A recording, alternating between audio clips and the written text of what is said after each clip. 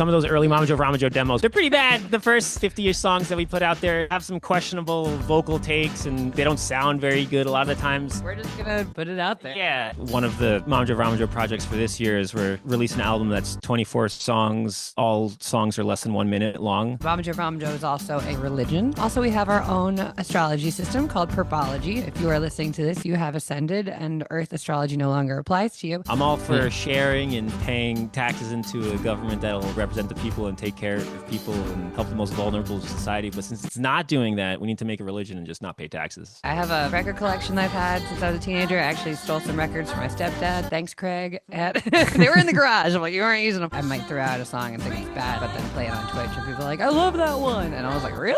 And then I'm like, all right, I guess it's okay.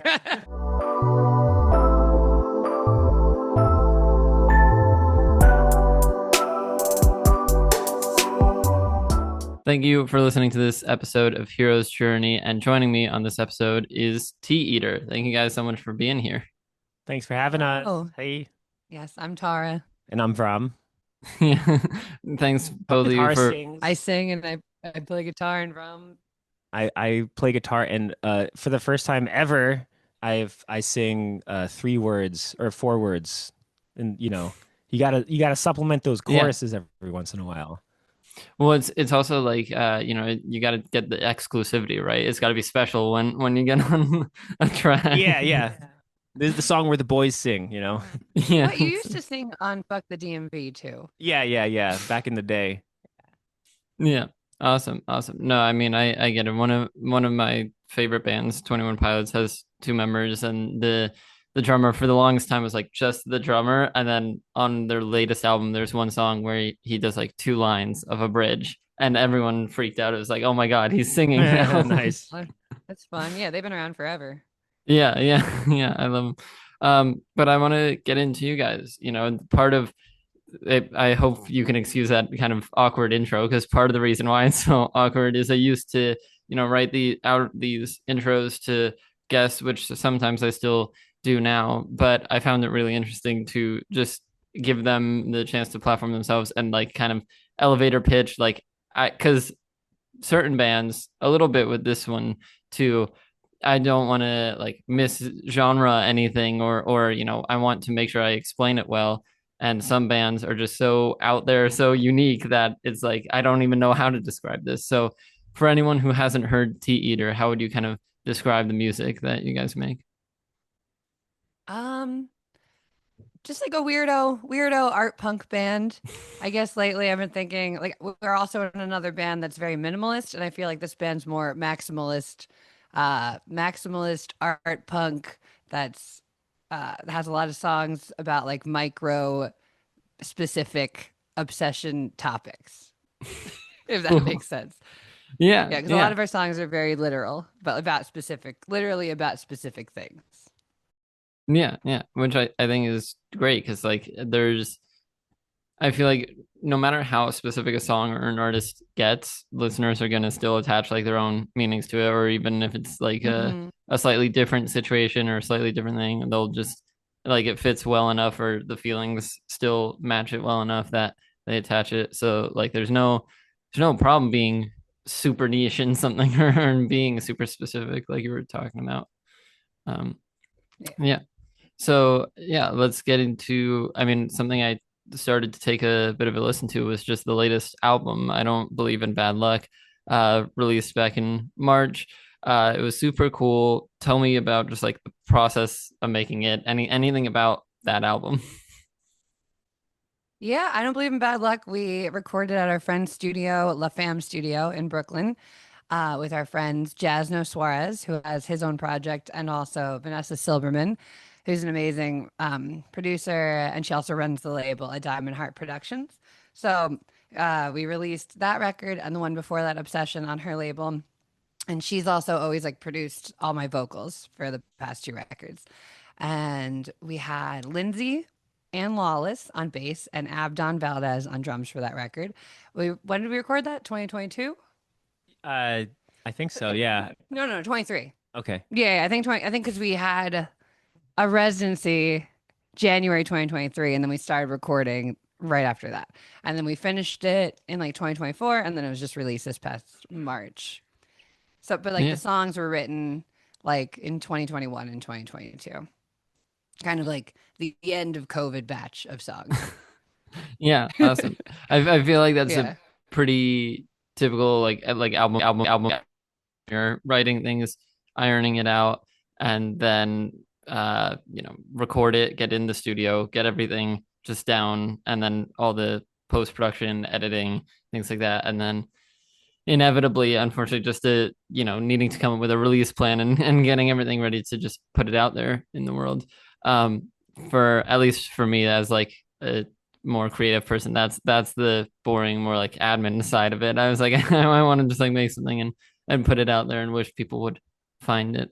Um, but Totally. And I love making music videos too. So, and that's yeah, fun. But then, yeah, getting that yeah. all together is a lot. Well, that's a big thing for me. Like I for the music that I make, I just put it out through DistroKid, which has I'm sure they could be a bit shorter, but they have a thing that's like, oh, if you want this like guaranteed out everywhere on the same date, try to do it 4 weeks in advance. And part of me thinks that Yeah. that's annoying, but I like making like lyric videos and stuff for the music. So yeah, I kind of take that time. I don't feel the pressure to have everything ready when I upload a song. I upload it and I'm like, all right, 4 weeks. I got time to make a lyric video, make sure credits are tweaked just right or things like that and kind of start thinking about how I'll promote it. So Yeah, then right now we're still working on videos for I Don't Believe in Bad Luck. Like I'm working on the video for People Pleaser, which I like to make awesome. videos with like my little DV cam. And then Hmm. before we left for the West Coast, we're on the West Coast now, we did a video with my friend Emily Houston Hoffman for John Lemon, which probably won't come out till March. I know like the record came out last March, but it's like I don't know, I feel like they're all very visual songs. There's like a lot of songs about bugs and John Lemon, is about like chaos magic, but it's like, a lemon with like John Lennon glasses. It's kind of like the image for it. And we have a waffle song and I don't know. It's like I just enjoy making all the visuals for everything. And yeah, I feel like you don't need it to be done when the album comes out. You could just keep, like the album's out Yeah. forever. So you can just like Yeah, keep making exactly. stuff for it if you really want. No, I love it. And even like, I Yeah. mean, part of me, because I see bands, do things obviously for like 10th anniversary, whatever, if they're an older band, like 25th anniversary. But I like the bands that'll just kind of put things out randomly, like, oh, here's a demo from 2 albums ago that we just like found on a hard drive, and here you guys go. And it's like, yeah, Yeah. put it out. Why not if you have it? Yeah. Um, yeah, I want to get into kind of around the promotion side or just selling an album discussion is the merch of this, because part of the merch was a custom tarot deck, which I think is sick. I love bands or artists that do like very kind of custom or like unique merch items. And so just where did the idea for like making a tarot deck come from? Well, I've been reading cards since middle school. I found my Hmm. first deck at like a Barnes and Noble, and I really started getting into it more like in my 20s. And I had already made a tarot deck. I made a tarot deck for our other project, MamajoeVramajoe, during COVID, but that was more like purple themed because it's just like a purple theme project and we have like a Twitch stream. So that was like easier to conceptually make. And then I decided I wanted to do it again for this record because it has like a lot more like magic themes. Like it's called I Don't Believe in Bad Luck, which is kind of just saying fuck you to the universe.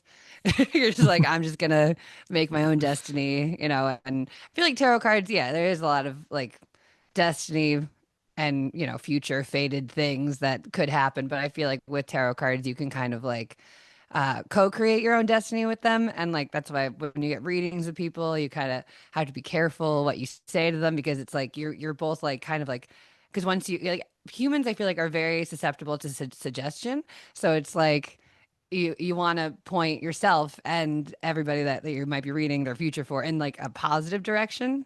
But I feel like Yeah. a lot of people already kind of know what that direction is, and then they just find confirmation in it. Does that Yeah. make any sense? Yeah, well, Yeah. So I yeah. think So it and I then think it definitely does, and like I'm a victim of it victim of it myself. But I feel like a lot of people do this thing where even just like smaller what do I want dinner or something. We'll be talking about it, Hmm. and you'll get two options, and you can't decide. You're like, oh, what do you think I should do? And they'll say something, and they're like, I think I'm gonna go with the other one. And it's like, okay, so you knew you wanted the other one, Yeah, so you already kind of know. or Yeah. if they say that one, they're like, yeah, like sometimes we just want someone else to confirm what we already know, or like think we're gonna do. Yeah, or another kind of Yeah. version of that And is, tarot cards. or, yeah, go Oh ahead. yeah, and tarot cards can be like so serious. Like I don't know, they're like, like pentacles and swords and all that Yeah. stuff. And like it's a little bit too serious sometimes. So I felt like with the tarot deck, I like the idea of like making it a little bit more fun, like waffles or pentacles, bugs or swords, butter or wands, and like cups or tea. But yeah, it's just like making it a little less like scary too. Because you Mhm. could still like, yeah, like make your own future and like play around with it without being so serious about it. Yeah, yeah, awesome. And I mean, you mentioned MamajoeVramajoe there, which I want to get into. But one other question I have for, I guess the album or just music in general, is a lot of your cover art has this really cool like collage kind of like amalgamation aesthetic to it. Where did that kind of style come from, or what made you want to kind of make that the visual look for Tea Eater? Oh, I've always been really into like surrealism and I like Hmm. Man Ray. We just actually saw the Man Ray exhibit at the Metropolitan Museum. Yeah, yeah. Yeah, and Cool. he did collages, weird collages. Also, I like Max Ernest, who did a lot of collages. Just also like collaging stuff. It's also, you could be used for future telling stuff. Um, like William Burroughs and like his cut up method. Like he wrote books by just like cutting things up, and when you like throw them on the paper, then it like makes something new, and you could like read between the lines and see something you hadn't seen before. Hmm. So I think Cool. that's where it comes from. And Yeah. also just looks cool. Yeah. Yeah, yeah, exactly. Like I feel like even just because I feel like a lot of design programs now, whether it's Canva or anything else, has like, you know, torn paper things like, or like fonts that kind of look like collage things, and there's definitely a look to it. People like the look of it, so why not do it? And Yeah, and so like getting, punk, like punk flyers are all just kind of yeah. like, torn up things. And that's a fun aesthetic. Yeah, exactly. So getting to the Mama Joe Vrama Joe thing, which it's gonna take me a little bit to say it like fluently off the tongue. I'm just telling you now. I'm sure you noticed, I always slow down for a second to say, I'm like Mama Joe Vrama Joe. Um, You got but it. You got it. perfect. Awesome. One of the things we had to schedule around for this is your guys' 25-hour uh like Christmas live stream, or on Christmas Day into the next day, because it was 25 hours. Just how did that go? What was that experience like for you guys? Oh, I mean, it's always it always starts strong, and then there's like a little middle delirium. But that's where I feel like the magic really happens. When your brain functionality starts to decrease a little bit. I feel like um it's like having like a sleepover with like your friends when you're like 10 I or was 11 years about to old, and say you're it's this. like it's like that kind of vibes. And it's fun because at like 5 in the morning there's like a few people still in there, and then it all of a sudden goes from during the day there's like 30-ish people like hanging out and chatting, and then it comes to at 5 in the morning on the day after Christmas, there's usually like two or three people in there, and then we just start going through like old videos, and it's become some fun kind of like nostalgia moment in Hmm. the wee hours of the morning. um And we watch some of the same movies now every year. Like we watch Santa Claus, and what the is it? Ice Cream And Bunny. Santa Claus and the Ice Cream Bunny. Terrible, terrible movie, but pretty funny. And what else do we watch? Yeah, like Santa Claus and like the Attack of the Yeah, Martians and Santa Claus conquers the Martian, yeah, yeah. right? Yeah. Yeah, there's just like with Mama Joe Ramajoe, what you were saying before about like the having like a niche or like doing like a specific thing. And with Mama Joe Ramajoe, the project kind of started in 2019 with the idea of we were just going to kind of like pigeonhole ourselves in certain creative, just like restrict ourselves creatively, which led to a lot of creative because you can always once you get in, you box yourself into something, you can start to realize that the box is actually like infinite because you can Yeah. always, like the color purple is the main thing for MamajoeVramajoe. And, I think to date in the last 5 years, we released like 140 like original songs and like made Wow. like 60 plus covers that are all like purple themed. But it's just like a fun, uh, practice of just kind of just making things and releasing them, similar to what you were saying before about how you have your 4 weeks to release something and then you can make more lyric videos and do more things. It's I think for a lot of artists and musicians and creative people that making things is the fun part about it, and then all of the figuring out a release and figuring out how to do the things outside of the actual creative part is always a bit of a chore. But with MamajoeVramajoe, we kind of wanted to be like, we're just going to kind of focus on the fun, creative aspect. And I feel like we've improved a lot at a lot of other auxiliary music things because of that, just like better at finishing things, better at understanding how to start things and, overcoming the little problems in the middle of a production. And You've gotten really good at mixing.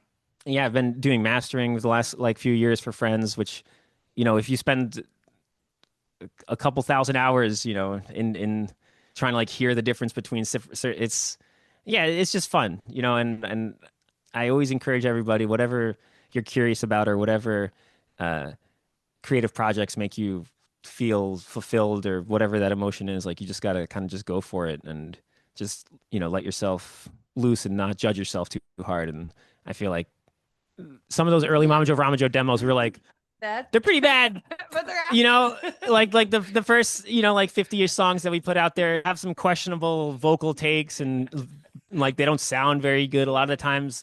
Yeah. we were just like, we're just gonna put it out there. Yeah, and it's we a lot of fun doing that. And there's a lot less pressure on yourself when you're not being as precious about the songs. It's like you can always write another song, like Yeah. and Yeah, and the visual aspect is really fun because Twitch has. Yeah. Oh, go ahead. I'll let you, Tara, finish what you were saying, but I was just gonna say about like the poor vocal takes or older, not focused on mixed stuff. I really relate to that because there are artists or bands I've seen, like delete stuff or take stuff down once they feel like they've grown out of it or they can make better stuff now. But like I look back on my older stuff and yes, it feels semi unlistenable. I'm like, oh my God, that was so poorly mixed if it was mixed at all. But I like to see it as like a benchmark of like growth or how I've improved over the years and over time. So I think I like to have that to look back on, like you guys were saying, and kind of feel some kind of comfort in that or see the progress I've made. But yeah, I want to let you, Tara, finish what you were saying before that. Yeah. Oh, of course. Yeah. Yeah, but the visual aspect of MamajoeVramajoe is really fun because with Twitch, there's a learning curve to Twitch because you have to do everything through OBS, this program. Yeah. And we have a green screen now, and it's kind of like having your whole like your own like public like PBS station, like TV station. And it's also like kind of like there's a collage aspect to it because I take some GIFs from like Giphy.com, and also we have like a Snap Cam filter that's now been discontinued, but we've like learned how to hack it, so we still have all our filters. And like we have a piece of we have all these characters, like Rom's a piece of garlic, and we're like cows sometimes. And there's a pickle named Penelope that crawls in your ear at night and knows when you're gonna die, and just a lot of weird stuff. And like it's just it's been fun.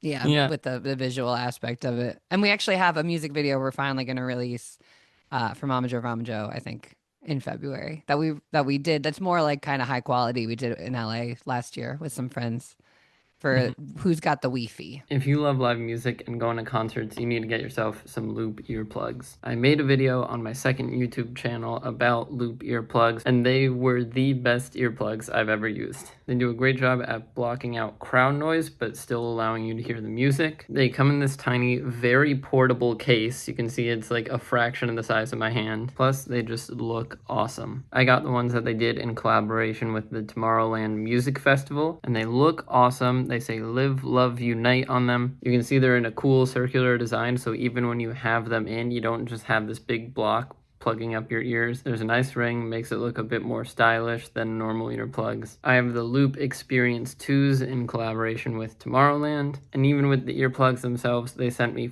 4 sizes of tips. Extra small, small, large, and medium is already loaded in there. So there's plenty of customization. It should fit your ears no matter what with one of those sizes. Use my referral code in the description to get 15% off your pair of Loop earplugs.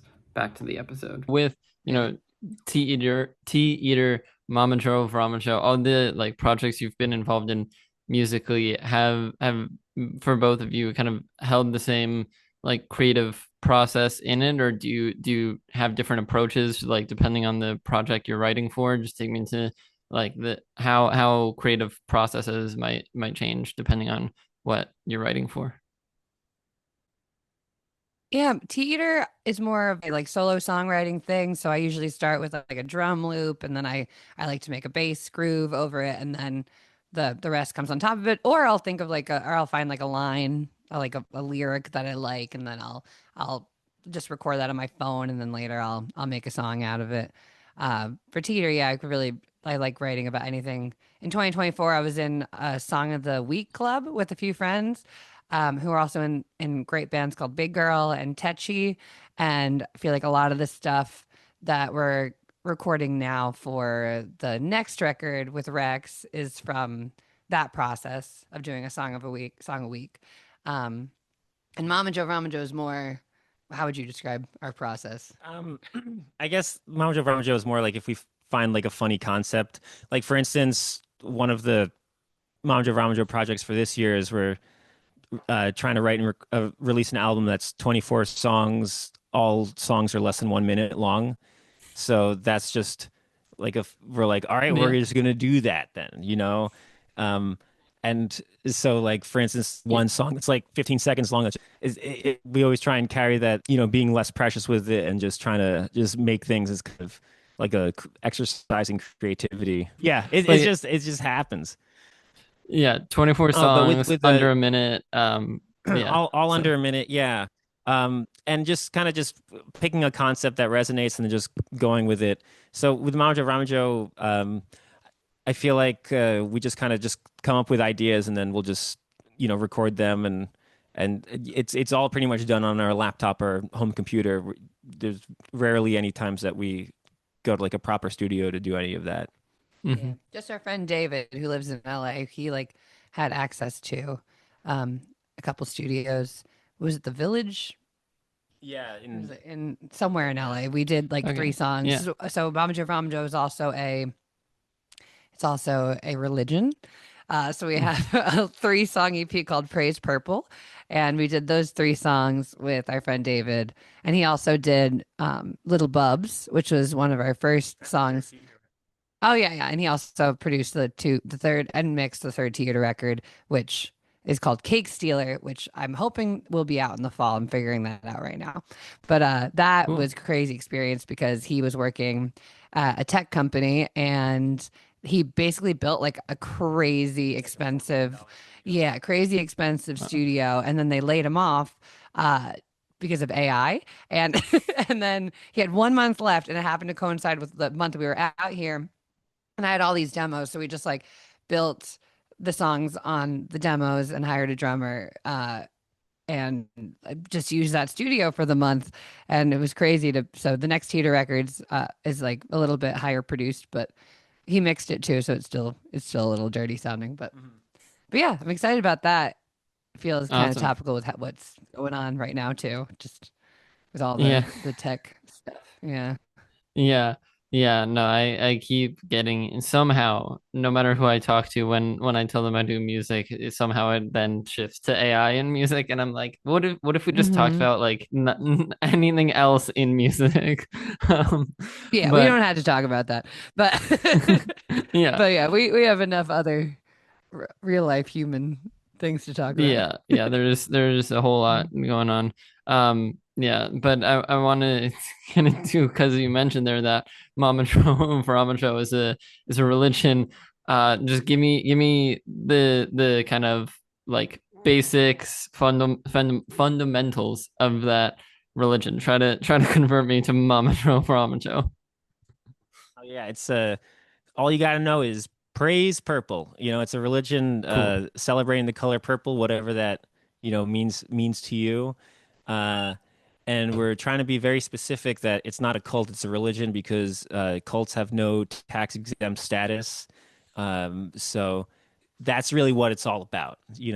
I'm all for Yeah. sharing and paying taxes into a government that'll, represent the people and take care of people and help the most vulnerable of society. But since it's not doing that, we need to make a religion and just not pay taxes. Yeah. And also we have our own astrology system called Purpology. So if you are listening to this, you have ascended and Earth astrology no longer applies to you. And if you go to our website, MamajoeVramajoe.com, and go on the Purpology tab, you will find your new purple sign. I'll What's have your to get birthday? my I'll have to get my new purple sign. I am a Scorpio, which I only know from Okay. other people telling me when they ask me what's Okay. my sign, and I say I don't know, and tell them the birthday, and then they go, "You're a Scorpio." So I'll figure out what my purple sign is. Um, Yeah. Gotta yeah. do it. They're fun. There's Christmas potato, there's Nanny Franny, there's cow fart, there's blah bag, trash alien. I'm a trash alien, which is a trash alien. Okay. There's Fidge, which is Awesome. a chaotic jar of peanut butter. You Yeah. said this is just on your website. Yeah. Let MamajoeVramajoe.com/purpology. Or you just go to MamajoeVramajoe.com and then there's a tab for Purpology. let's do this live on the podcast and see what my Yeah, sign let's is, see what my yours purple is. sign. I'm pulling Yeah. it up on my yep, Purpology. There it is. Um, okay. So I would be, if I can find it here, I am a couch, which I definitely resonate with. I can Oh, see you're a that. couch. Congratulations. Yeah, and if you click on it, it'll show you the description for couch. And Oh, also, we awesome. last year we made Purpology alchemical covers. So we for each sign. So each sign has its own little cover, which I think is embedded in Yeah, I there. have a little, yeah, I have a Couch is song there. yeah. What's couch based Cool. on? Oh, couch is I based I can on Yeah, I can read oh no, I out was gonna the say description here if you yeah, sure, want. sure. Yeah, go ahead. Yeah, yeah. Couchborn souls are the ultimate connoisseurs of comfort. They believe that if the Purpleverse wanted them to move, it would have made everything a lot less cozy. With little big pile of dirt as their element, they stay cushioned, sometimes too cushioned. They understand the power of stillness, and with Moongo as their ruling planet, they're capable of deep purple thought, mostly while staring at the ceiling, thinking about snacks and what they're going to watch next. Yeah. Do you think that tracks? I think that Yeah. tracks. I love comfy stuff. I love coziness. I get into this discussion. A lot of people when I talk about like favorite seasons of the year, um, I'll either answer summer or winter just based on which happened most recently. So like now I'm all about winter. Like I really love just like snow outside, get a hoodie on, curl up by the fire, like cozy vibes. And then summer comes along and I love like going out with friends, being outside, doing things. So it keeps flip-flopping between the two. But yeah, I love coziness. I'm a self-proclaimed hot chocolate connoisseur, so I feel like that definitely fits into like, you know, sit on a couch Yeah, drinking some 100%. hot chocolate. So yeah, awesome. Yeah, it's the best. Yeah, well, I'm now when people ask me what my sign is, I'm gonna say I'm a couch, and I'll have to explain this Yes. whole Yeah, system. exactly. Yeah. I'll be like, what? And you're like, Yeah. well, point Well, you to it. Then you can inform the everybody else. yeah, exactly. Just slowly spread it as a religion, not a cult. But Yeah. Tax exempt. yeah. Exactly. So especially like for I mean, a big thing I'm so interested in with anyone I talk to is just artist or band names like Mama Joe, Vramajoe, or Tea Eater. For those, for example, where do those names come from, or how did you choose those? Well, with MamajoeVramajoe, this was maybe like 2018 or so. Tara was tour managing my old band, the Big Drops, and we just started calling her the tour momager. And then it just somehow became the joke that she's Mama Joe and I'm Vramajoe, and it was like Yeah, and then Mamajoe. Vramajoe. Mamajoe. And then it rolls off the tongue easier to be Mama Joe. Yeah, and Vramajoe. Mama So, Joe. just like all good ideas, it just came from a silly little joke, Yeah, And then yeah, Tea exactly. Eater. Yeah, and Tea Eater is from my last name, Thiessen. I did ballroom dancing in high school, and I had a Polish dance teacher who told me that my last name translated in German directly to tea eater. And I never like bothered to look it up. I've toured Germany. I ask if that's what it means. And they're like, like, yes, but no. And then I was in the Netherlands and I saw my last name on some like war veteran plaque, but it had like a J in place of the I. And then we had some days off and I like went on ancestry.com and went back through the records. And it turns out my last name is Dutch. It's not even German. So it doesn't actually mean that. But it sounded cool at the time and I held it in the back of my mind since 2007 and I'm using it now. Yeah, no, it's cool. It's cool. I feel like I get that a lot with people like translating last names. It'll all be in and around the same translation, but there's like it's Mhm. slightly different depending on who you ask. But Yeah. I say close enough, and I do think that Tea Eater is a cool name. So, Thanks. um, yeah. So one more thing for the music I want to get into is kind of relating to the tarot cards, just physical media in general. We were talking a bit off camera about this Technicolor Rush 7-inch that you made that just looks so sick to me, and do that. And like how much kind of thought or like care and effort do you put into physical media, whether it is the tarot cards, the vinyl, because it seems like you're super creative with that, and kind of like give it your all. Yeah, I love physical media. I have a record collection that I've had since I was a teenager. I actually stole some records from my stepdad. Thanks, Craig. And they were in the garage. I'm like, you weren't using them. Yeah. And I also have a lot of cassettes. I had a Dodge Caravan from as my first like touring vehicle 10 years ago, and it had a cassette tape player. So then I feel like a lot of bands started making cassettes because it was cheaper than vinyl. So I have like a pretty good cassette collection. I have a ton of different tarot decks that people have given me, just like different custom ones. But yeah, I feel like physical media is really important because like everything online, like especially now with like TikTok and Instagram, just like how disposable it feels. Like I make a million Yeah. little videos and then I just post them over and over again. And that's fine. It like feels like kind of like fast food for the brain, like musical fast food.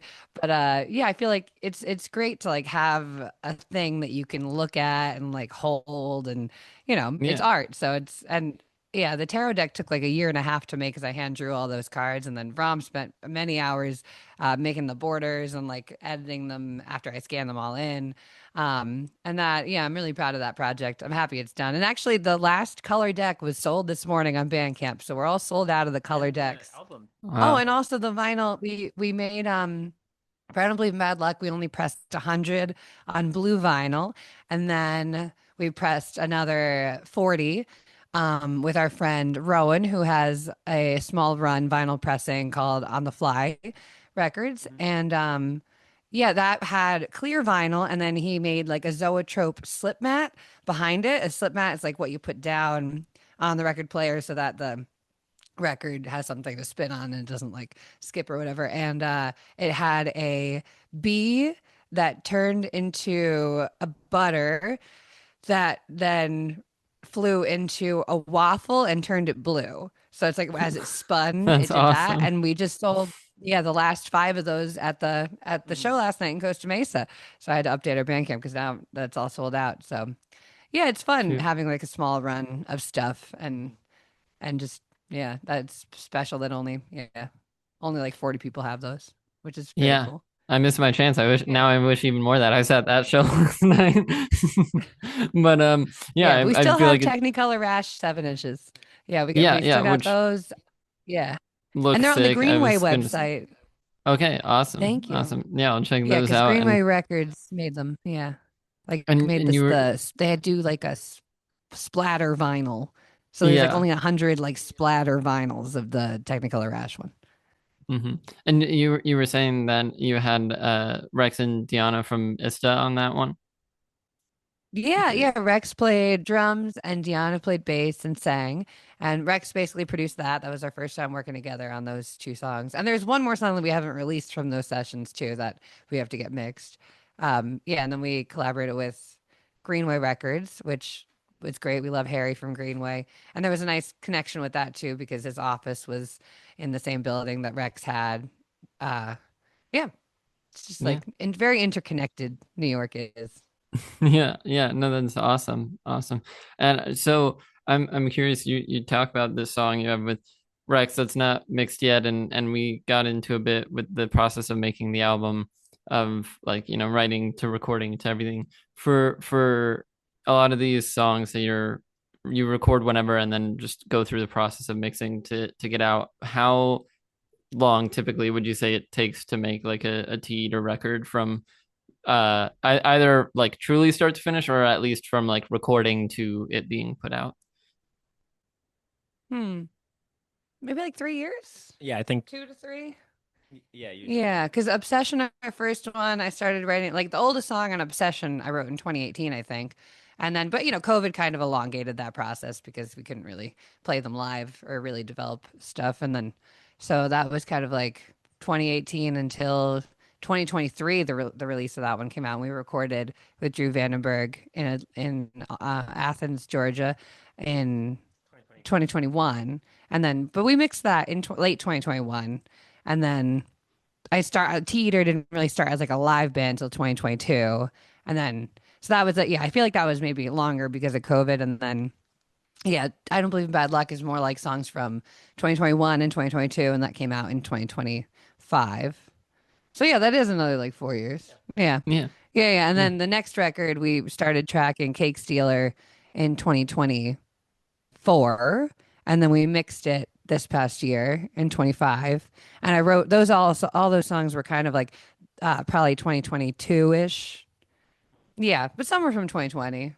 Yeah, so like another like Cool. 4-ish years. But I'm trying to, yeah, I love writing, so I like have a good writing practice. So it's like now we're doing the fourth record with Rex, and those are all songs that were pretty much written in 2024.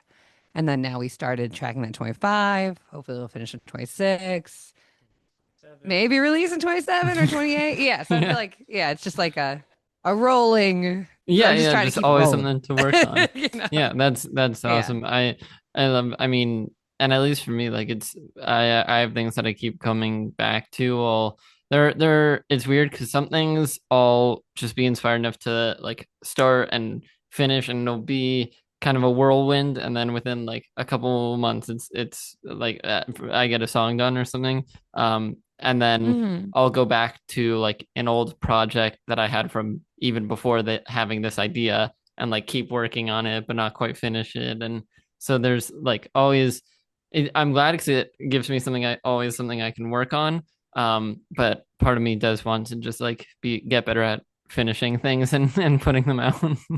um yeah, Yeah, so and we're big to-do list people. So we make a to-do yeah. list like every 2 weeks that we send to each other, and we try to hold each other accountable to getting shit done. That is awesome. I think because and maybe you can relate to this. It feels so good to like check something off or delete something from a to-do list. So maybe I Hmm. need like a massive one for music, for life, everything. I'm in college now still, so I have one for like all like school related stuff and homework stuff, and that feels good to make progress on. But I think maybe I just gotta put everything together, and it just gives me more stuff to check off. Yeah, yeah. I think I started to do listing in college too, because I was also trying to be in bands and do the music stuff, and yeah, having to separate Yeah. those two worlds.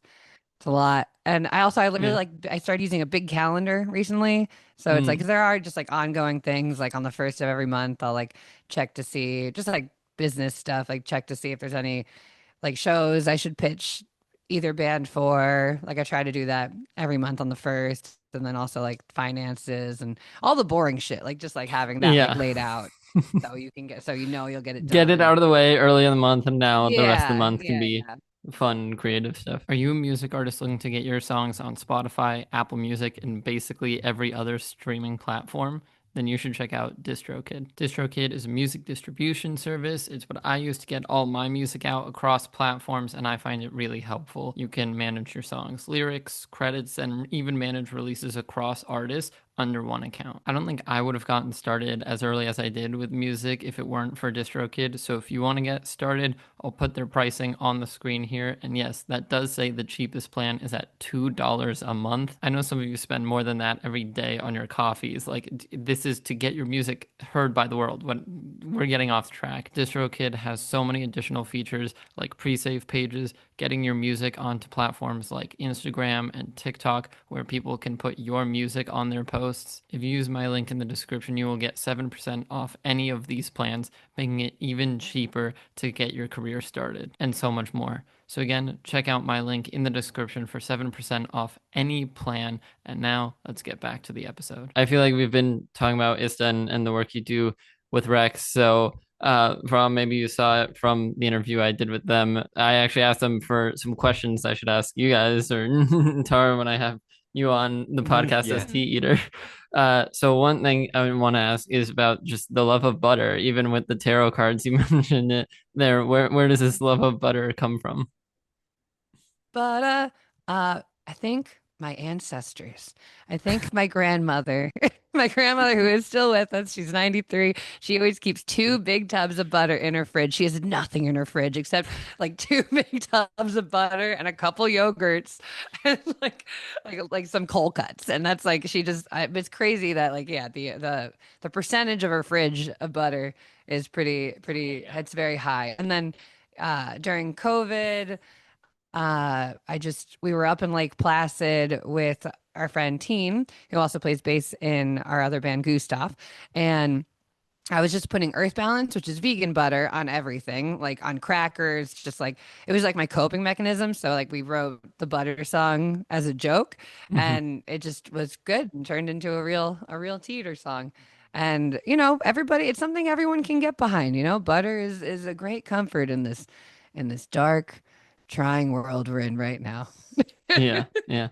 As Yeah. a couch sign, I see the comfort behind butter and as a Yeah. comfort food. Yeah, totally. Yeah.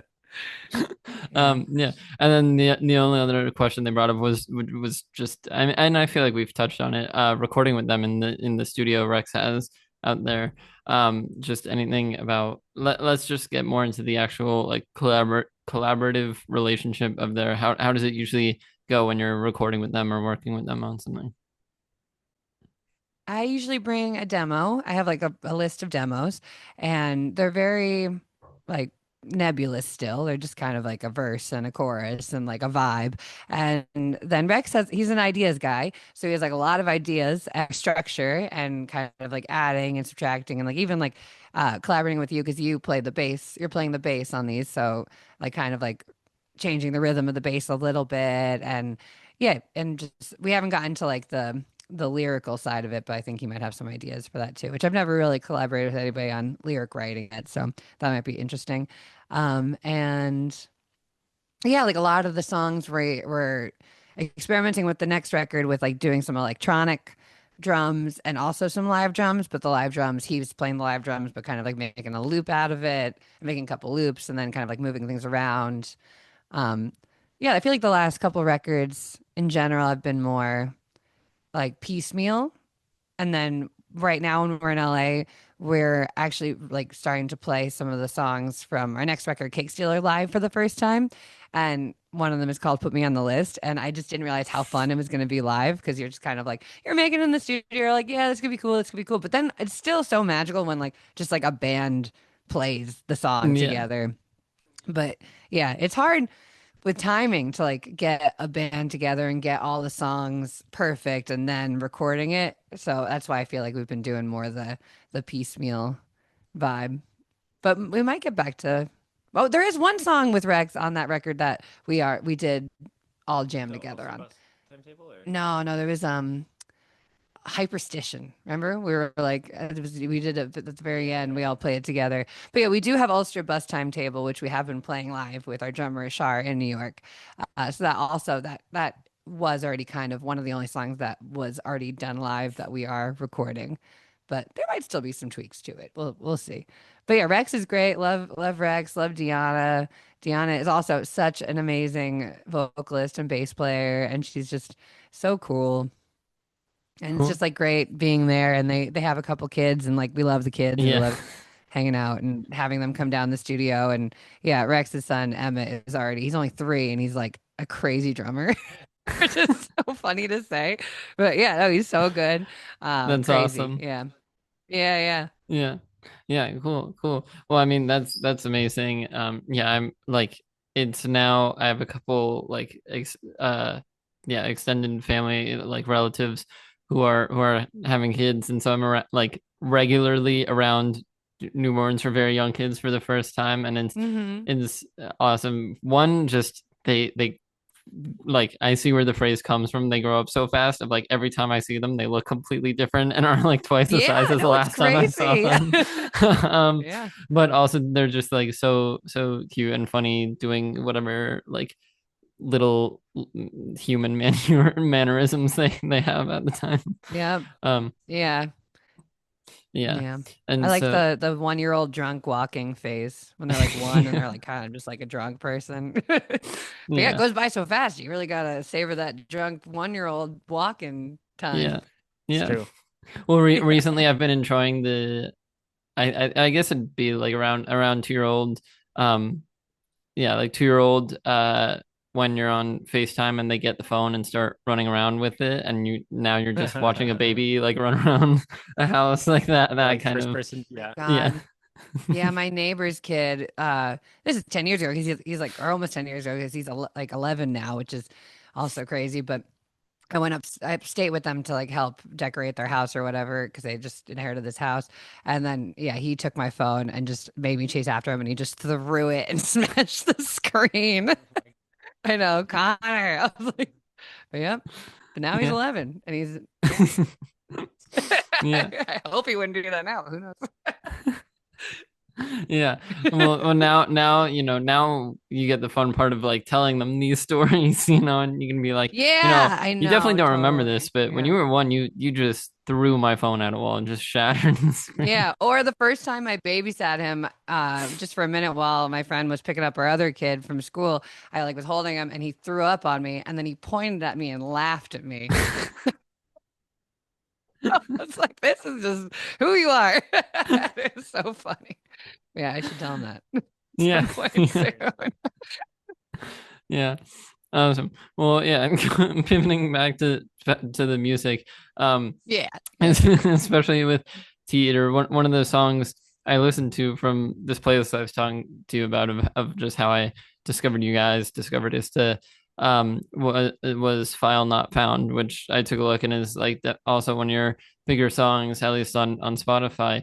Just what went into making like that song specifically, because it has a cool almost like garage sound to it. Like I felt like I was just like walking by someone's garage and this band was playing in there. So just tell me about making that song, and like kind of are you surprised by like the response it's gotten from them there, or growing from to where it hasn't to where it is now? Yeah, no, I am pretty surprised with that one because I didn't make that a single or anything. And I guess, yeah, people really, really resonate with that one. It's about kind of feeling lame as you get older. I mean, like, when did I become no fun? Like, you're just like kind of like, oh, I just want to stay home. And, it's also about New York. And a lot of people get to a certain point when they're in New York and they're like fantasizing about moving to the country or something. But then they just like never do it. They like Yeah, never actually yeah. leave and they just like complain and stay at home or whatever. And that, yeah, so I wrote that around, yeah, COVID time or a little bit before. That was more like 2019. And then those songs, that whole record, we just tracked in a week with our friend Alex Suki, who's in a band called Vessel. She's in some new bands now. She's in Atlanta, Georgia. And we had a session booked with Drew that the band kind of it changed around. So we hired Alex last minute. So I just met her, and yeah, so it does feel more garagey because also it's like we were just kind of a little more loose in the studio, and she was just kind of like learning from the demos I'd made like very fast. So I feel like it's got like a more loose vibe. What do you think? Yeah. No. Yeah. Totally. Yeah. It I'm glad you picked up on that kind of vibe because yeah, it totally has I don't know, it's just a cool song and I always feel personally for me, I don't know what it is, but songs that have like drum beat intros, I feel like people always are like, let me listen to this song. Yeah. Yeah. It's such a weird phenomenon, but I really believe it's a thing, you know? It's Yeah. like if you start this song with like a drum beat, people are gonna be like, I'm gonna at least listen for like 15 seconds. And I love the music video for that one. We made it with our friend Eric Durkin, who collaborated with me in a lot of videos for my old band Shark Muffin. And Vram was in a green screen, and we filmed a lot of it at a venue called Our Wicked Lady in Brooklyn that's now closed, but they're open for 10 years, and our friends owned it, and it was one of our favorite places. So that's a nice time capsule to have that too in there. Awesome. Yeah, yeah. Um, yeah, cool. And then so I'm curious because you mentioned not like putting that out as a single or anything. Do you have whether from Tea Eater, Mama Joe, Frama Joe, anything else? See, I'm getting it now. Like it's just Yes. Yeah, natural. it's rolling off the tongue, yeah. But do you have any like deep cut songs that you really love or like wish people listen to? Well, I'm starting to make the video for People Pleaser, which is the first song on the B side of I Don't Believe in Bad Luck, which I also feel like is a relatable song. It's more just like a mantra because I feel like I had some people pleasing tendencies, and the song's Yeah. I'm not a people pleaser. Uh, so it's like not everybody likes the decisions I've made, you know? Yeah. I feel like we all have that. But yeah, Yeah. hopefully, yeah, I feel like that one might end up becoming a Yeah, no, more totally. up on the streaming. Who knows? Yeah. After we release the video. But yeah, I feel like that's more of a deep cut. I didn't make a single. That is cool. Also, one of our first songs, "Time Is a Donut," that I never released. We recorded that in February 2020 with our friends out in LA. Um, Sarah Safai, who's in Death Valley Girls, plays sax on it. Mel from Gustav is on drums, and our friend Lizzie from this band Why Try is playing bass. And I never released it, but I might make it a thing where it's like if you sign up for the mailing list, I'll send it to you before while Cool. I figure out how I'm going to release it someday. I don't know. So look Yeah. out for that. Yeah, It'll be sprinkled that's in a here fun and one. there before maybe hopefully eventually getting out like for Yeah, real. yeah, we'll see. Yeah. Yeah. Yeah. Which I mean, when you think about it, it is just like how most people release music nowadays. Like you see it on some TikTok somewhere or like in on online somewhere in general. And then they'll be like, okay, if you buy this or if you pre-save this, I'll like send it to you a week early and then it's out everywhere. So, Mhm. I don't think it's that Yeah. that crazy or out there to do it through a mailing list, which is awesome. I don't know if I'm a big fan of John Bellion, who's like a big songwriter producer, but then also makes his own solo stuff. Um, and this latest album of his was kind of a return to solo stuff. He was like strictly a songwriter and producer for others for the past 6 years or so, and wanted to like return as an artist, make another solo album, and he's very like fan first, fan focused, so has this mailing list. And for everything about the album rollout with like music videos, songs, everything, if you were on the mailing list, I think you got it a day earlier, like 24 hours early or something. And so like a full 24 hours before YouTube, Spotify, anything, you get like the full music video and you can just watch from like this Dropbox link or something, which is Oh, awesome. cool. And yeah, and then now he has like on his website, there's like a forum that's like stylized like an old like Windows computer. He does a lot of cool like Hmm. fan connection stuff like that, which is awesome. And so yeah, I love any bands or artists who um are just very interactive or like connecting with their fans in a big way.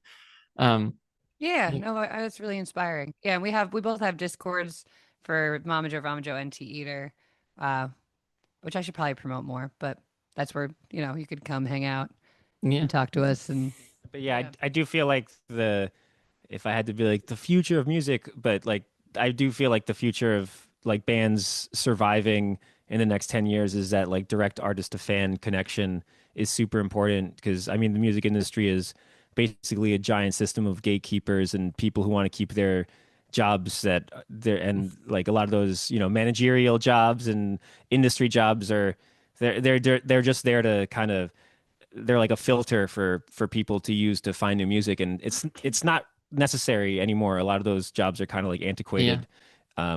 So but yeah, the and it takes more legwork to do the artist to fan um get that connection going, but I really do believe that for any artists who are starting who don't have like a few $100,000 of discretionary income to pump into their business. You know, you got to slow and steady build it. And Yeah. I feel like I've seen By brick. brick by brick. Yeah, I feel like Yeah. and I think a lot of people respect that too. You know, like I do feel like maybe 20 years ago, like the glory of being super popular, successful was is less is perceived as is not as cool anymore. Like I think people are coming around to enjoying like DIY and like hardworking Yeah. creative folks. Yeah, feeling a part of something. Yeah, Yeah. exactly. And like if you have that connection, like the fans can make suggestions on things. They can, you know, like they'll be able to feel like they're a part of things. And a lot of with Tea Eater choosing which songs to record for Tea Eater or what songs to develop for MamajoeVramajoe, a lot of it was like performed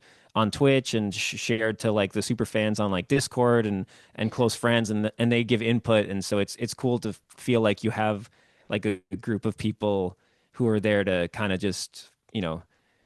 help Help give you an mold outside this perspective. thing. Yeah. Yeah, because it's hard. You lose perspective really fast after writing something and working on it. You're like, is this good or is this, and it's nice to just hear other people's first, Yeah, first sometimes it's impressions. just we're just too close to it. So I feel like, yeah, I might throw out a song and think it's bad, but then play it on Twitch, and people are like, "I love that one," and I was like, "Really?" And then I'm like, "All right, I guess it's okay," you Yeah. know? Yeah. And then you just, yeah, then it saves the song. You Totally. know? Yeah, yeah, absolutely, absolutely. I totally get that. And then even, I mean, what you were saying from with just like kind of fame being like not seen as big of a thing now. I feel like a lot of the people I have on here, which maybe I'll even ask you guys at some point, is I used to always ask this question of like, what's kind of your goal with music or what do you want? And a lot of people instead of I mean, obviously, a couple of people would be like, "Yeah, just take it as big as it can go. I want to like be playing arenas, everything." But I think the most common answer was just like, "I want to be at the point of like making a living from music, so that it's my full time job, and like at that level, like not necessarily, being recognized in public and like can't go out, but just like." Is this like the thing that I do? And I think that's awesome. And kind of even for me, like the dream. Like I want that to be my income or like the level that I reach. I don't need to, have my face everywhere, like, sell out Madison Square Garden. I just want to be like have it be my main thing. Um Totally. Yeah. That's Yeah. like, I feel like a lot of people resonate with that, like 100%. And also just the whole being super famous, I feel like is, doesn't sound actually appealing. You know, like a lot of like pop stars, like you'll hear them be like, this sucks. Like I can't be like a person in public or I yeah. feel like nervous. Like if you Yeah, have any sort of, or Taylor Swift, like they have to like, I don't know. She Yeah. like I just remember watching one video of her going into her driveway or whatever in Manhattan and people like running after the car and like her just like her face like looking afraid. And that is, Yeah. it is frightening. It can be really crazy. And she has like stalkers that show up at her house and like yeah, and she has to I don't know. There's just that rumor that like they like put her in a suitcase to to travel her secretly sometimes. I don't know if that's real. No. But I don't know. Yeah. It's just like yeah, I'd rather, just be able to be a part of a community and not. I don't know. I feel like maybe we're getting past that idolization of people too, because like she's also a human, like everybody, like Beyonce. We're all just people, so it's like putting. Yeah. And I feel like I was talking to somebody about this the other day. It's just like if we had to explain to an alien race like fame and like how obsessed we are with each other, but Yeah. only some people, like it's like it just Only seems some like a people. And bizarre. and Yeah, it's not like government leaders or people like making decisions or anything. It's like right. someone Yeah. who makes sounds that I think are cool. Yeah. And I guess that's special, but it's like it's a little bit funny. So Yeah. well, there it's special, and then it crosses over into that border of like, okay, now it's a little weird. Like, why are you Definitely, this yeah. obsessed And I with mean, something? totally, and even at our level, like all of the projects we've been in, Gustav, Tea Eater and MamajoeVramajoe, we've had to like kick people out and ban people from live shows, like in real life and online too, and like we're Wow. like small time compared to Yeah. even like Yeah, and we've already had to personally deal with that stuff, and it's like, first of all, it's like emotionally exhausting, but it's also like kind of scary because you're like, I don't really know this person. And a lot of the times the people who become weird and stalkerish are like big supporters, and you like buy everything. And so then you're like, hey, look, like you can't, like there's just weird you can't lines. cross a certain line. Yeah. Yeah. Yeah. But that's like just more of a symptom of like, yeah, like parasocial relationships and how our media culture is right now. And I don't know, hopefully we're gonna get past that. Yeah. Yeah. And you Definitely. feel I bad think because like I you don't, people are, oh, please go ahead. no, Please go no, ahead. no. You go first, and then I'll finish.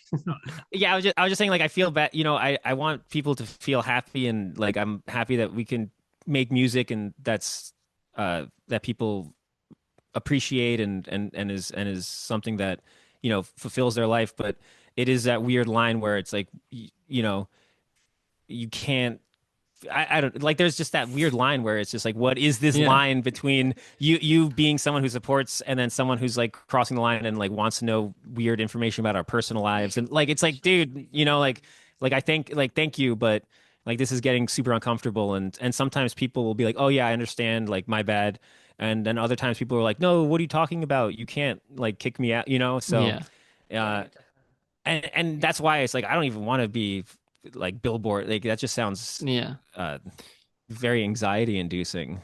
Well, I do hope, like Tara, you were saying, that we're kind of getting past it and everything. But Yeah. yeah, I mean, Taylor Swift is obviously huge. I was just watching a documentary with Justin Bieber where like over the years showed like two separate incidents where even he's just like out in public, and then all of a sudden there's like a 50-person mob of paparazzi around him, like asking questions and blinding him with like the like old timey like lights on top of the cameras and everything.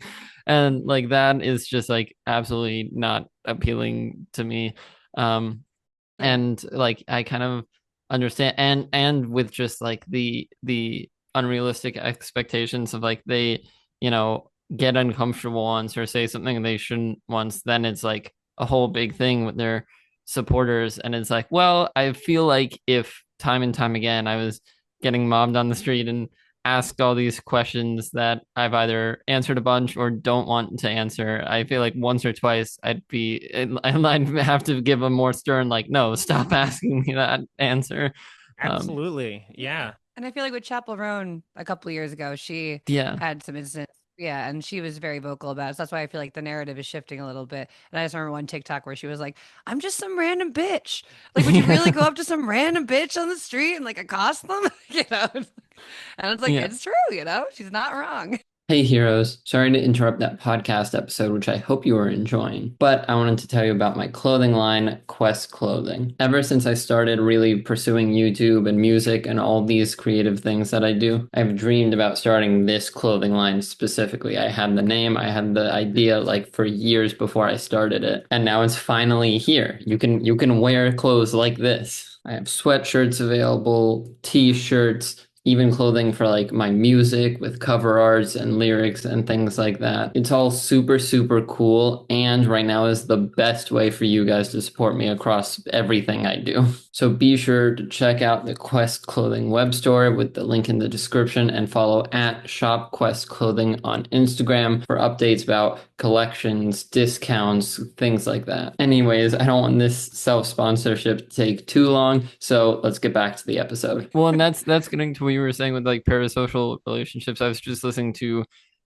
even beyond like musicians, just like a podcaster that I like, who runs a podcast, talk about uh when fans see him in public, and he's very open to like pictures, saying hi, whatever, but his one rule is like while eating meals or like out at a restaurant, like don't disturb me then, even if uh even if it's like once I'm done and walking out, like sure, that's fine once I'm out the door, but don't like come up to my table or do anything.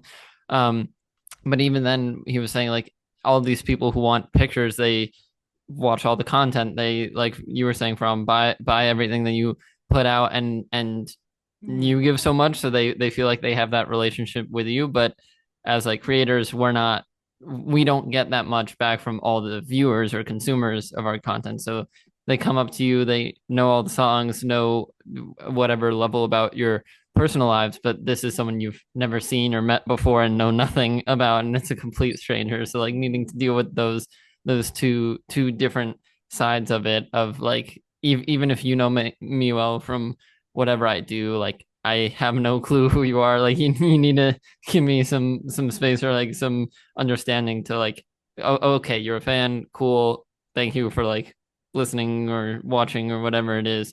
Like, do you want a picture or whatever? And then and maybe a conversation, but then like that's the interaction.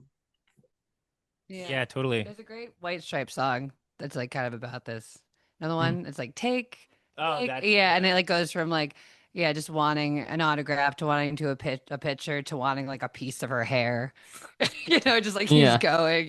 yeah, and Yeah. it's like 95% of the like people who enjoy, you know, even more like it's like most people are just regular people who like understand that we're all people, and we all have personal boundaries, and like if you're going out to get a coffee, not everyone wants to have like a conversation.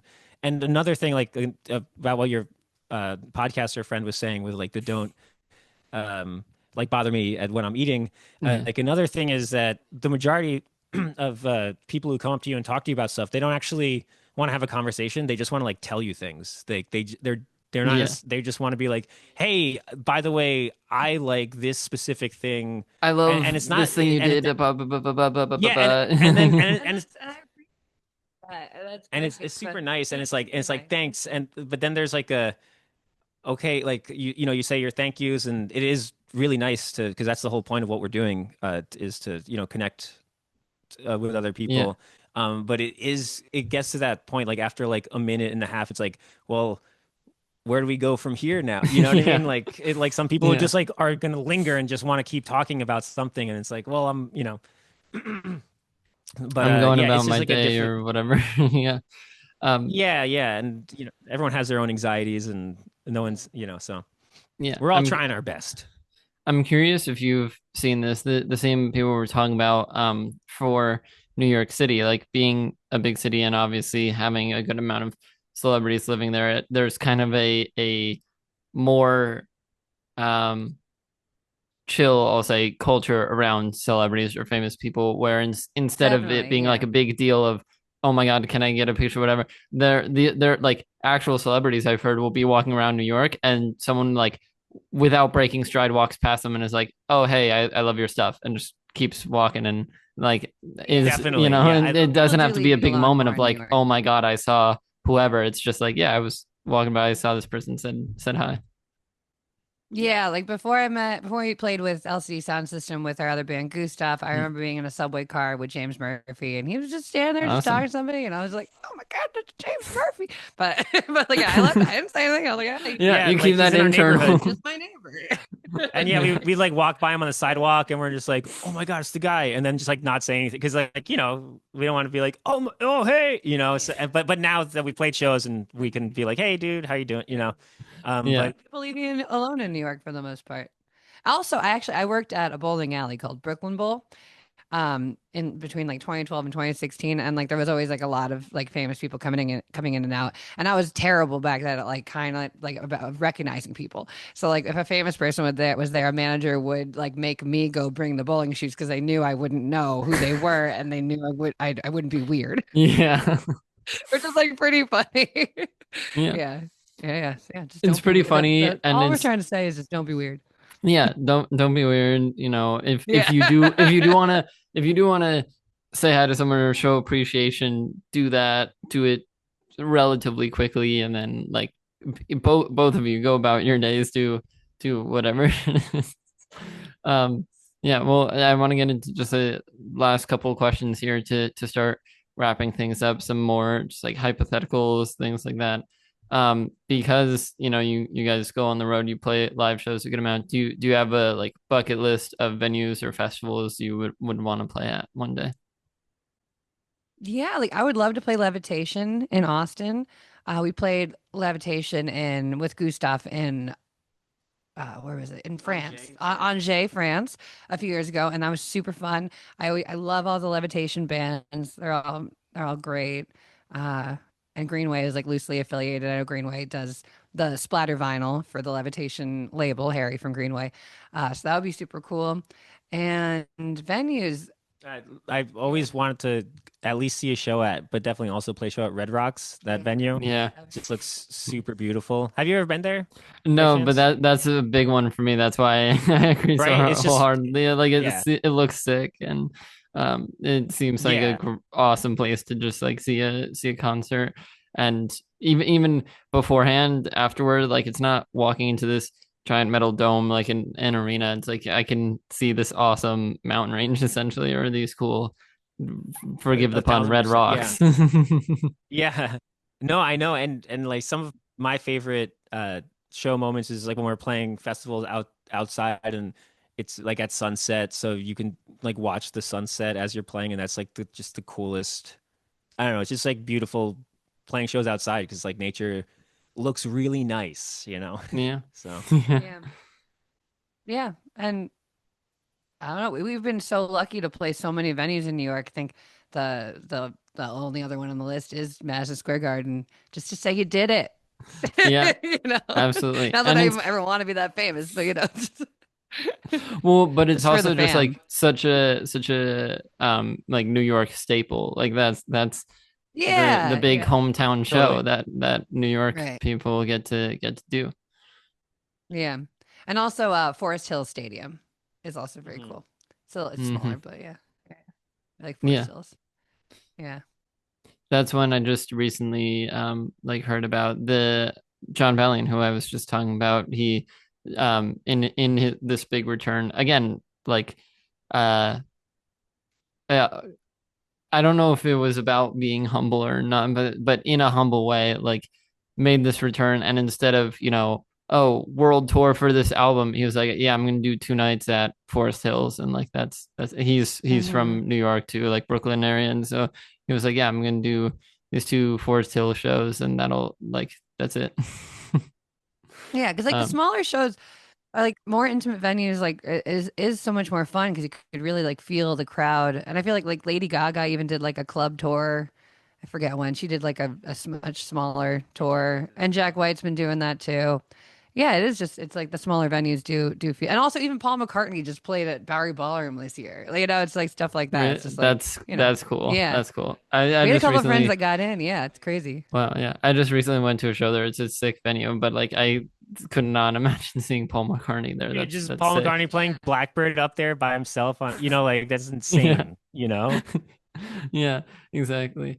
Yeah, so cool. I want to get into one of the other questions because I mentioned File Not Found as a song I liked. We talked about some deep cut songs, but for anyone, who's now listened to this, become a fan of Tea Eater, what's like a good first listen or a song to get a sense of the kind of music you guys make? I feel like Cecilia is a good intro. Yeah, yeah.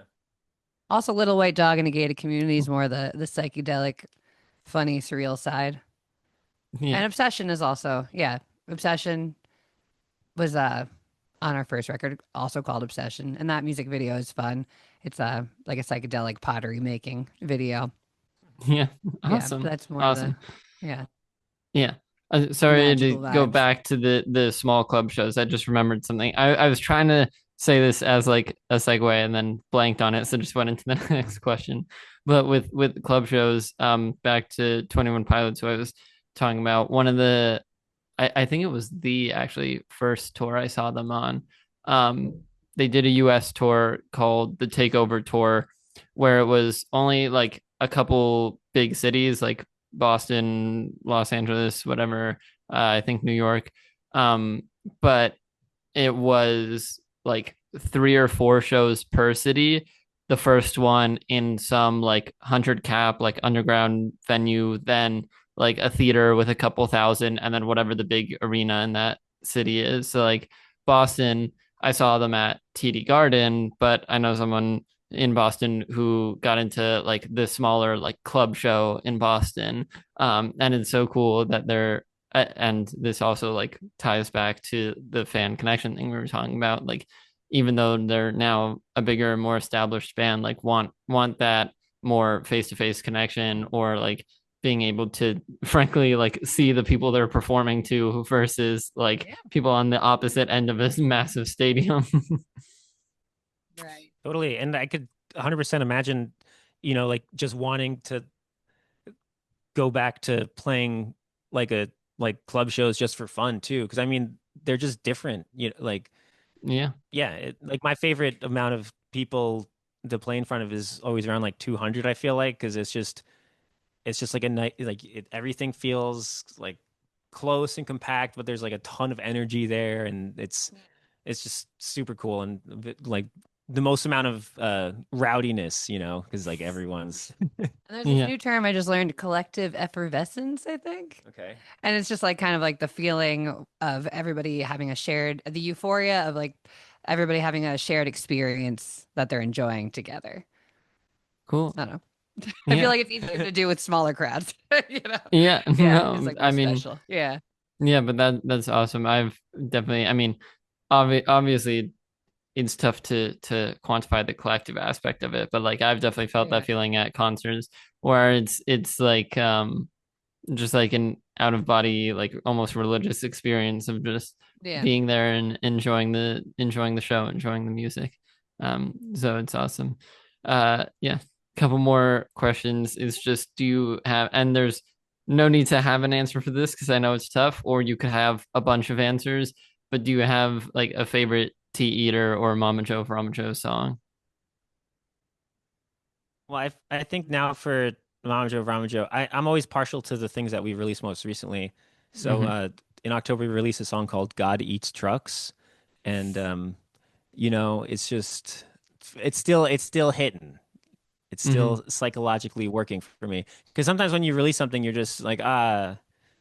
I'm happy I'm done working on it. But I feel like that one is continuing to pay joyous dividends. People on TikTok like it a lot right now because it's very random. And people are like, what is going on here? I And love that. this song is not out yet, but I like this Teeter song, Put Me on the List, which we've been Hmm. playing the past couple days because it's kind of like just, I don't know, just poking fun at all of my friends that have asked to be on the list, But then don't show Yeah. but up. then don't show up. Yeah. All right, but it's like Well, it yeah, it's just for like it's like a band's band song, It's like if you get it, you get yeah. it. Well, I feel bad being on the opposite end of that, where not even asking you, you so generously put me on the list, just like without a request, and then I Oh couldn't make yeah. it from being sick. But I'm glad I'm not, Oh no, no, and no, because no. I Legit. no, That's yeah, different. but yeah, I know. But I've heard the horror stories of like, oh, I've known you since back when or whatever, and like put me on the list, and or people being like, yeah, I have people know like exclusively when they reach out to me, it's about like, oh, because I'm doing something in their city and they want free tickets or whatever. Yeah. Um, so yeah, I'm glad I'm not one of those people. But yeah, and God, I was gonna say something else and completely. Oh yeah, for I hope you don't mind a quick shameless self plug here, but I kind of Oh felt when yeah. you were talking Please. about like a song that you're just happy to be done with and put out there, that was definitely the my thought process on this song I have coming out in like mid February ish, that it'll be out. I'll say the name. It's gonna be called The World, or Yeah, is what's it called The called? World. Yeah, and so I have Awesome. to, like, when we were talking about promotion strategy, like I'm in the middle of trying to figure out how I want to announce it and get it out there. But it was just a cool, very out of my comfort zone, like experimental thing I wanted to try. It was, I heard like this cool ambient house song when that's not the kind of music that I make, but I was like, yeah, sure, I'll try it, and slowly got comfortable enough or thought it was cool enough to put out. And I was just like so done with it, so ready to put it out, and so I'm glad that it's coming out now, and would probably, if it was any other song, be past it, because there are plenty of songs that when they come out I've like heard so many times that I'm just happy that other people will like quote unquote get it now, or like I can finally share it with them. And this song was probably on its way to being like that, but now there's like a quick, and I've posted snippets of it back when I was working on it on TikTok and things, but like the a repeated vocal chop or vocal sample I use in it.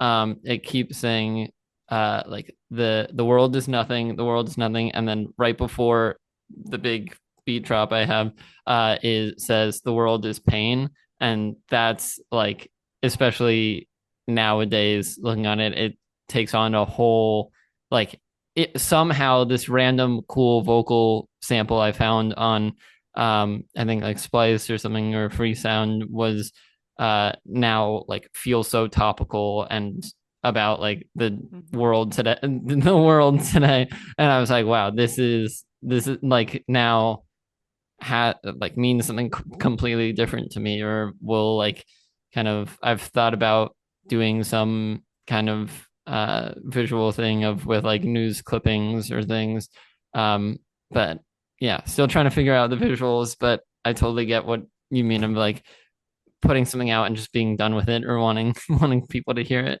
So that's my shameless self plug at the towards the end of this podcast. That's amazing. Check it out. Yeah, I'm excited for that.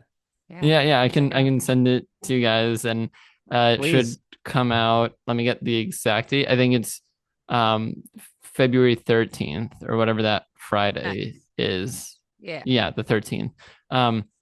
Oh, Friday the 13th. Yeah. Oh, the world is pain. Yeah. Yeah, but I'll send that to you guys. Please let me know what you think. Like, of absolutely any feedback, even like constructive criticism, because I'm absolutely open to notes.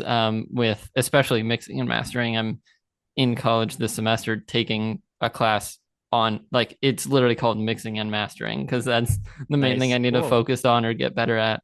But yeah, and then the last question I have for you guys here is just, if Tea Eater, if MamajoeVramajoe, whatever, got a chance to work with any artist, any band in the world, who would you guys want to collaborate with on a song?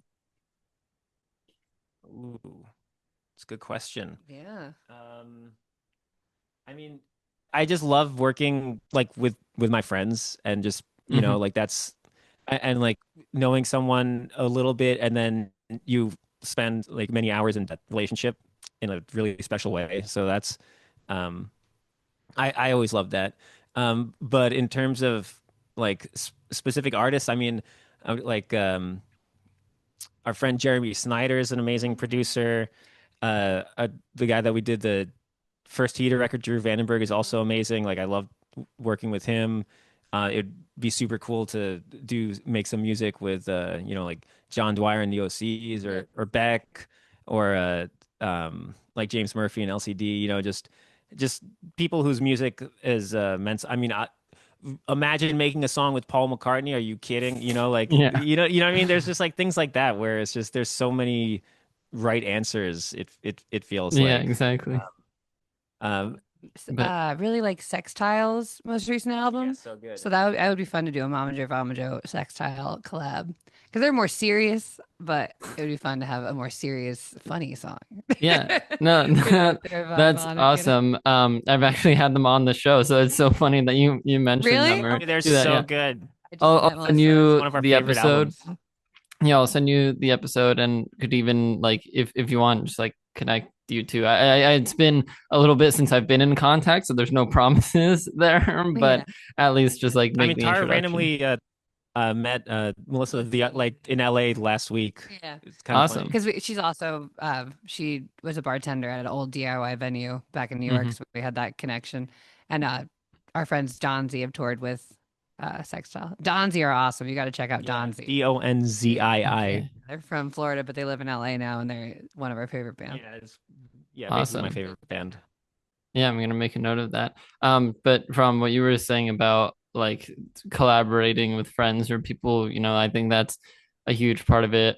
One of my songs, Electric Atlantis, the singer Wi-Fi is one of my like friends that I met through at college here, and just like it was the I don't know. It was the natural instinct, I'll say, or like just an easy, like effortless collaboration of I had the instrumental and I was like, oh, I had an idea of what I wanted the song to sound like, or um, certain inspirations. I was very into like Chainsmokers, Zed kind of dance vibes. And I was like, yeah, it'd be great to have a female vocalist. And I had this friend who's a female vocalist at college. And so just talk to her, was like, hey, would you want to like put your vocals on this song, and showed her the instrumental, and she's like, this is sick, I would love to. And it was so much fun just like getting in the studio and recording her vocals, and going back and forth with ideas on that. So I totally get that. But yeah, thank you both so much for coming on. I've had an amazing Thank you for having time. us. Yeah, I would if you ever want to like come back on in the future with this next album, it was Cake Eater you called, or Cake Stealer. Cake Stealer. Okay, there we go. Yeah, But Tea whenever Eater, Cake Stealer. Okay, yeah, there we go. That's where I got mixed up. Yeah. But like when that comes out, anything else, if we want to come back on, I'd love to have you guys back on. I'll send the sextile episode over to you guys. And so yeah, if people are surfing the web, where can they find your way? If anything you want to shout out, promote, feel free to do that now.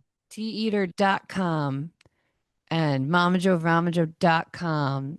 You can find it'll point you into all the links that you need. We're back to And .coms. signs. I love directing to an original link or domain, and then instead of like social media or music platforms. So and it's just like nice and simple. It's not at whatever on this platform or whatever. It's just teeter.com. So simple.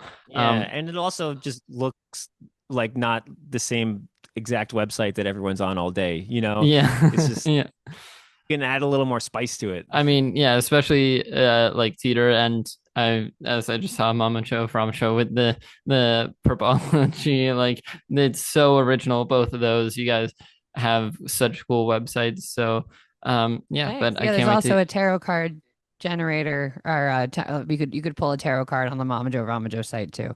And I'll eventually make one for teater.com.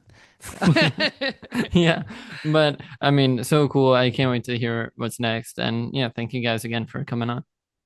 Yeah, Thank you.